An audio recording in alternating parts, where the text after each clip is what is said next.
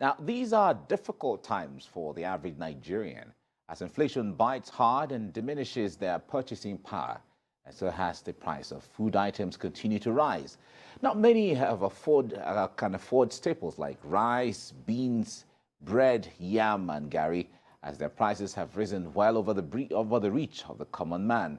Analysts say that the situation is only going to get worse with the Christmas and New Year celebrations fast approaching. Already, the price of a bag of rice is way more than the country's minimum wage. The commodity now sells for almost 50,000 naira in some places and some parts of the country.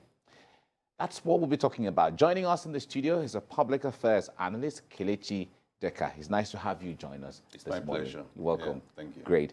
And on Zoom, we have business analyst Vivian Ani. Vivian, good morning. It's good to see you. Good morning, Mike, and thanks for having me. Great. Welcome. Now, let me start with you, Kelechi. We've had opportunity to discuss this several times when it comes to food inflation and the way it is day after day. You go to price either whatever food item you're pricing yesterday, by the very next week, everything has changed. Why is it so volatile? Make us understand. There are myriads of issues and challenges that's facing Nigeria at the moment. First and foremost, there's a global spike in inflation all over the world. But the issue is that Nigeria has been going through its own economic challenges, and also inflation has been, stepping up even before we witnessed the global spike in inflation. Presently now, we are experiencing a global spike it's heading to about 9%, which is the highest in almost about 20 years. Because last year it moved from 4.7% to where it is now in 9%. And they expect by next year, it will cool down to about 6%. Then by 2024, it will come to where it was, or about 4.5%. But that cannot be said about Nigeria. You can find yourself in a problem, then you enter in a bigger problem. So you have like what Fela called double wahala for dead body. So you can be in one problem and also in another problem. And while the first problem, the global problem, might kind of recede and go down, your own problem is still existing. Like we had COVID. Most people do not know that the effect of COVID is still with us before we had the challenges of Russia. But within Nigeria, we also had issues that made it impossible for farmers to go to farm, that impacted the level of output from our agricultural products. We had issues of insecurity that stopped a lot of farmers from going to farm and forced others to be paying taxes or unofficial rents to banditry. And when farmers are paying amount of money to keep going to farm, they have to factor it into the amount they're going to sell their products so that they will also remain in business. And aside from that, you also have challenges of transporting those products from the farms to the market. So you have a different layer of challenges that you have to cope. Some of the trucks are also having issues with banditry on the road, armed robbery and kidnappers all over the whole place. So this affected the logistics issue, affected the way we transport these products, and coupled with the fact that we don't have storage facilities. So most of the times, like you're very close to Ikosi here, Ikosi Fruit Market, sometimes you get there, you see heaps of oranges decaying, heaps of fruits decaying. So these things have a kind of, the shelf life of some of these products are so minimal that by the time they transport them from the farm to the market, some of them are already going bad, which means that the quantity you're supposed to have within the market at a given time, if you don't have it, it means that so much amount of money will be pursuing the little quantity you have. And you have inflation. Because the man who is selling, when he finds out that a lot of people want this product, before you know it, prices go up. And because he is not even sure that he's going to get a replenishment from his supply because of the logistics issue. So whatever he has to make the most of both the profit and whatever it is. So Nigeria is facing a kind of, it's like a trilemma. You have so many problems being, buffeting the country at a given time. All right, let me come to you, Vivian. Just yesterday, the government, during the FEC meeting, the minister was saying that there would not be food shortage in any form, that the government is looking to subsidize fertilizers, improve production, as well as prevent smuggling. And I'm wondering how much of a difference this would make, looking at the situation and the picture painted by our guest in the studio.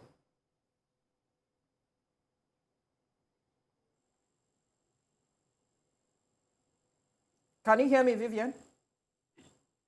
I missed the last sentence. There was something you said after you said that the minister said they were going to subsidize food prices. Yes, just yesterday at the FEC meeting, the minister said that they were going to subsidize fertilizers, improve production, as well as prevent smuggling so as to address any form of food shortage or food crisis in the country.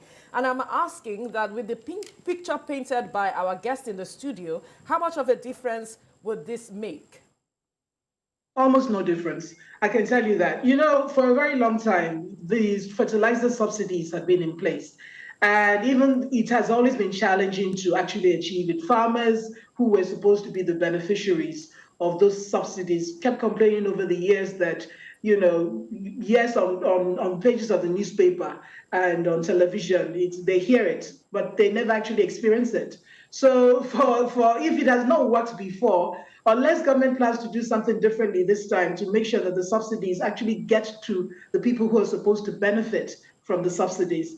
And when it comes to smuggling, even smuggling things into Nigeria, government has not been able to arrest it over the years. So what are they going to do differently this time? Like I said, like I always say, it's these things are nice to hear, but the devil is in the implementation. So until the government comes out with a very clear plan of how they want to do the fertilizer subsidy arrangement so that it actually works almost 100% this time. I know in some years, especially one particular minister we had, there was a very much improved success rate. However, even with that success rate, there was still quite a number of complaints. Distribution was a problem, people trying to corner it and, recycle a fertilizer that was supposed to be under subsidy was, there were still problems, even during the so-called successful years of the subsidy arrangement, when I think the Ministry of Agriculture went as far as creating the database for farmers and trying to make sure that they tracked where exactly fertilizers were going, the subsidized fertilizers. So until the government comes out with a good plan to implement subsidy, good plan to stop smuggling, I'll just take it as the usual talk.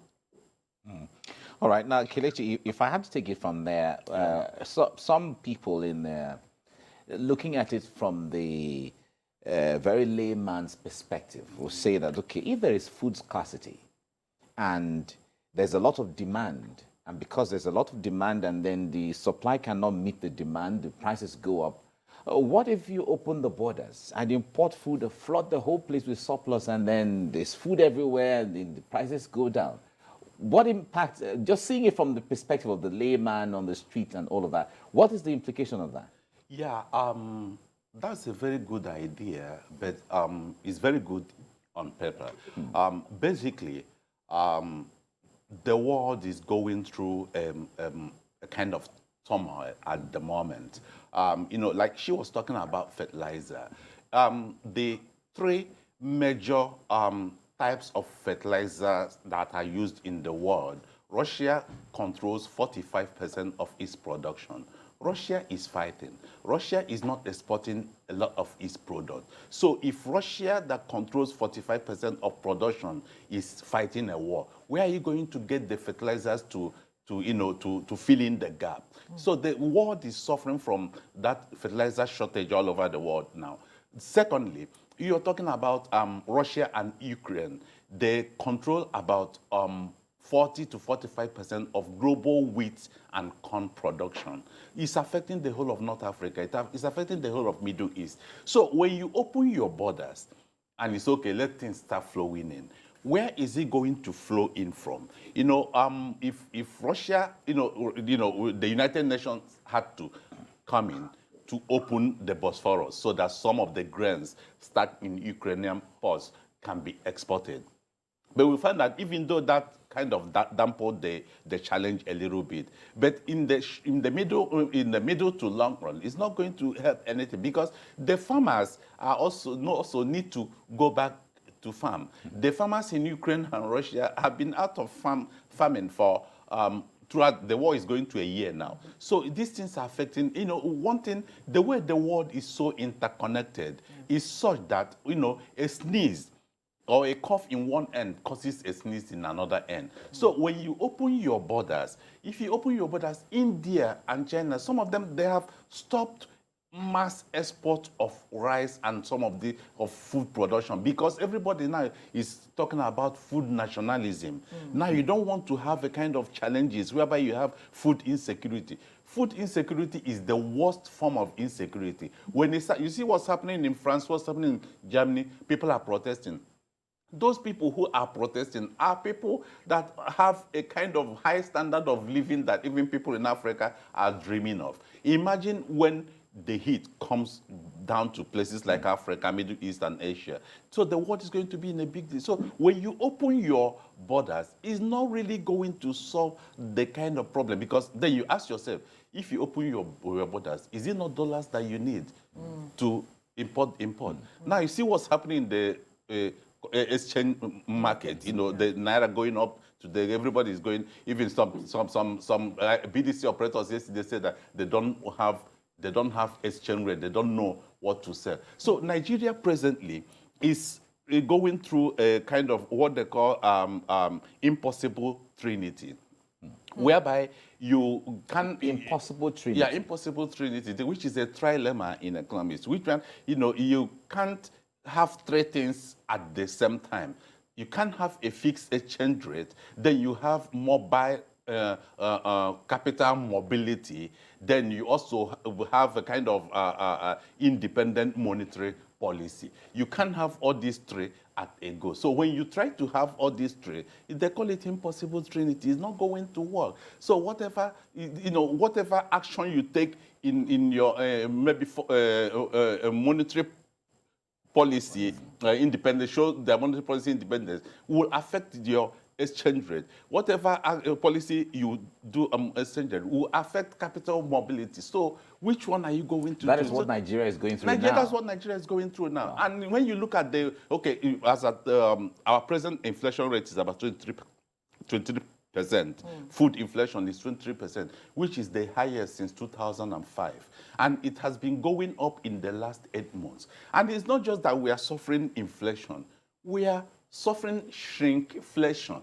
If you go to the market, you buy a tin of powdered milk, you will discover when you open it, you will discover that where it used to be before is not where it used to be. So, you see, so what's happening is that... what do you call that? Shrinkflation. Shrinkflation. So what you're seeing is that manufacturers are increasing the prices of their products, but reducing the quantity of their products. Then there's another one they call skimpflation, which means that they reduce the quality.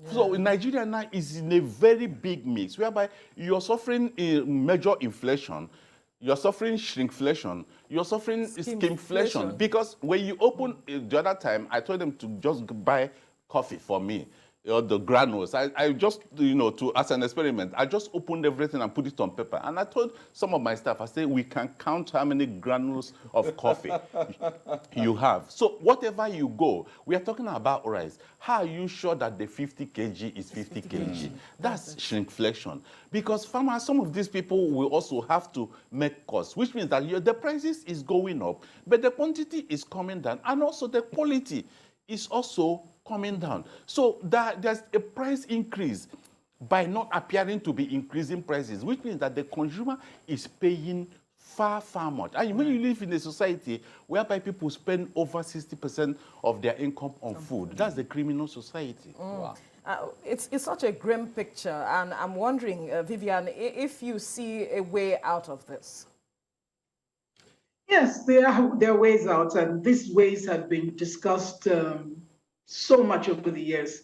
Number one, if you look at the yield, Nigeria itself can meet its food needs easily if certain right things are done. If you look at the amount of yield, when we say yield, if the tomato yield in Nigeria, for example, is 1 ton per hectare, you find that some countries like the Netherlands can do like 10 tons per hectare. I'm just giving an example, not the precise figures here. If the yield from rice per hectare is 2 or 3 tons, you find out that with improved farming practices, you can do a lot more than that. Now, why am I saying this? I'm saying this because the yields from most of the crops that are grown in Nigeria are very low.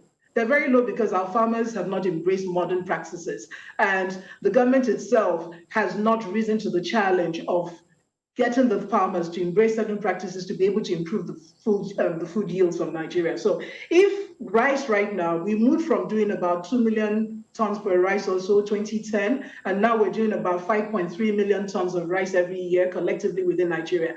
It is a quick win if we can move from 5.2 million tons of rice, almost 5.3 million, what we're doing now annually combined, to like 10 million tons of rice or 50 million tons of rice using the same amount of land. It's very possible. It's been done successfully in a lot of countries. Netherlands, for example, that I just gave and talked about. Netherlands is about the size of Niger State. I think a bit smaller than Niger State, slightly bigger than Kaduna State, but a bit smaller than Niger State. Yet, before the Russia-Ukraine crisis started, Netherlands was the number 2 food exporting country in the world. Now, can you imagine? A country that's less than the size of Niger State is the number 2 food exporter in the world. That tells you that Nigeria, we've not even tapped 2% of what we can do with our agricultural output.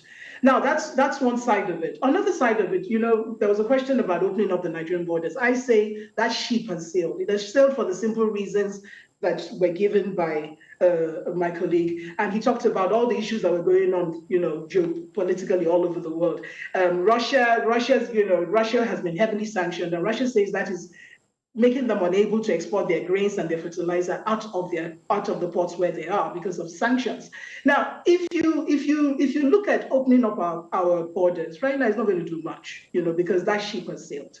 It has been overtaken by events. So I think we should seriously focus internally on improving food yields per hectare. So we're moving from 5.3 million tons per annum for rice, and then moving it, because rice now has become a staple. Rice back in the day, if you talk to people who were around Nigeria, in the much earlier years, rice did not used to be a staple dish in Nigeria, but it has become a staple dish now. So if we concentrate even on just one product, yes, there's been a lot of emphasis on rice. Now you have KB rice, you have a lot of things. But is that emphasis enough? I don't think so. Because if it was enough, yes, we had floods this year, floods that wiped out almost a year's worth of rice from the reports we got.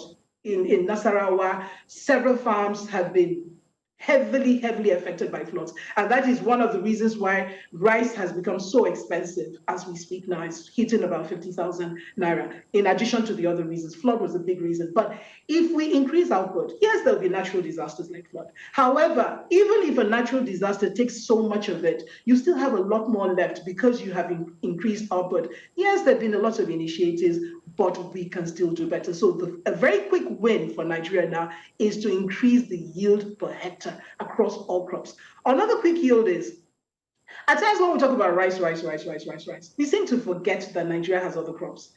In fact, this talk about rice is so rampant in Nigeria, there's actually what is called a jollof index. What it does is that it tracks how much you need to make rice for a family of 5, and then it tracks the rate of inflation. If you're spending 9,000 naira to make jollof rice for a family of 5, how much are you going to spend in the next month? And it's called the jollof index. That is the emphasis on rice. Yes, it is good. Rice is a staple, but we must also look at other crops who are not as heavily impacted by the issues that are facing rice now, which includes floods.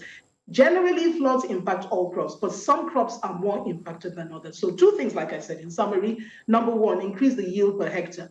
on rice and all crops that are staples in Nigeria. Number two, go beyond rice. The same initiatives that were done with rice that moved us from 2 million tons to 5.3 million tons that we're at today, the same should be replicated in all the food crops that are staples to the average Nigerian home. All right. I like the jollof index thing. I think we have to look at it because it's not just the rice. It's all the other things you put in condiments in making rice for about 5 persons and more. It's really interesting. But what is the way forward? Just in 1 minute, because you mentioned the issue of the trilemma that Nigeria is in. How do we get out of all of these? Leadership, everything boils down on leadership. And also when you talk about followership, then followers look at their leaders. I mean, if leaders are saying one thing and doing another thing, you don't expect the followers to do, to follow what they say instead of what they're doing. So that's basically what we should, she talked about the flood issue. About 75,000 hectares of farmland were wiped out. The rice farm in Nasarawa is about 10,000 hectares. It was wiped out. So this where leadership comes in. Leadership comes in. A lot of those farmers need to be properly rehabilitated. Then we have to talk about this issue of this flooding. It has been with us for almost 4-5 decades. Why can't we stand up and say, now, let's make sure that there's not going to be a future flooding. Then if there's going to be a flooding, we can convert it into dams and use it to irrigate farmlands. Absolutely. Really interesting. Kelechi Deka, thank you so much for your insight into all of this. Pleasure. Thank you. And Vivian Ani, thank you very much. We're going to try this jollof index and see how we can make the best of it. Actually, the jollof index is published by SBM Intelligence. SBM, exactly. So, SBM. so you can search for them. It's amazing. Really, really amazing. Thank you so much for coming on the program. Thank you.